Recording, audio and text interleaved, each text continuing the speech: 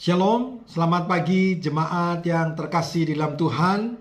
Salam sukacita dalam Tuhan kita Yesus Kristus. Bersyukur pada pagi hari ini kita menikmati hari yang Tuhan anugerahkan bagi kita. Sebelum kita melakukan aktivitas kita, mari kita akan bersama-sama merenungkan kebenaran firman Tuhan yang akan menolong setiap kita untuk dapat menjalani hari ini dan kita tetap dapat mempermuliakan Tuhan. Saudara-saudara yang terkasih dalam Tuhan, renungan 3 Minute pada pagi hari ini saya berikan judul Kita Hanyalah Pelayan.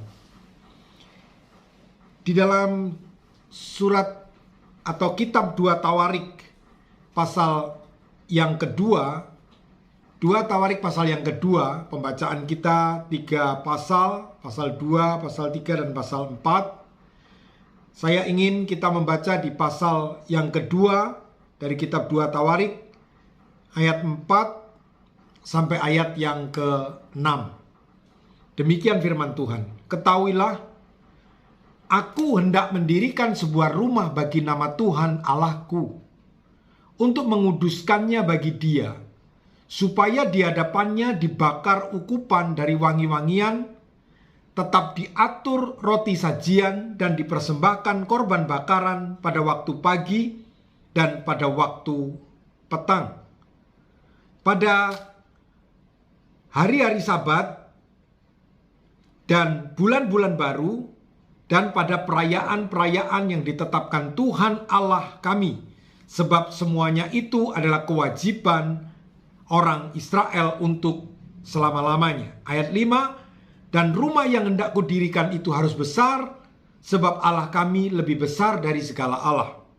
Ayat yang ke-6 ini yang menarik untuk kita renungkan bersama-sama. Salomo berkata, tetapi siapa yang mampu mendirikan suatu rumah bagi Dia? Sedangkan langit, bahkan langit yang mengatasi segala langit pun tidak dapat memuat Dia. Dan siapakah aku ini sehingga aku hendak mendirikan suatu rumah bagi Dia, kecuali sebagai tempat untuk membakar korban di hadapannya. Bapak Ibu yang terkasih di dalam Tuhan, Salomo menyadari dirinya di hadapan Tuhan hanyalah sebagai seorang hamba, hanyalah sebagai seorang pelayan. Betapapun hebatnya dia untuk dapat mengumpulkan kayu dari Lebanon, kayu sanobar, kayu cendana, kayu-kayu yang berharga mahal dan punya kualitas yang baik, belum lagi emas, tembaga, perak, kain yang begitu mahal, dia dapat sediakan untuk membangun rumah Tuhan. Tetapi di ayat 6, begitu dia menyadari, siapakah aku dapat menyediakan rumah bagi Dia, sementara langit pun tidak dapat memuat Dia, karena Allah yang begitu besar.